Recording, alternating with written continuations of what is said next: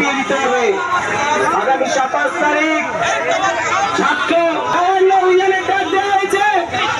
এখানে কোন বিধানসভা থেকে হাজার হাজার ছাত্রছাত্রী যাবে, তারা এই নবান্নের 14 তারাকে কাঁপিয়ে দেবে।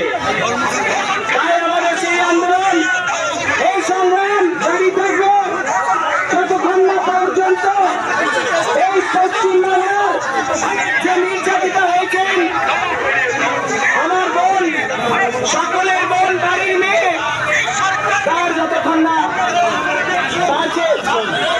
অপরাধীরা রয়েছে, তাকে যারা যেভাবে খুন করেছে, নির্যাতিত হয়েছেন উনি, ওর সকল অপরাধীদের শাস্তি দিতে হবে।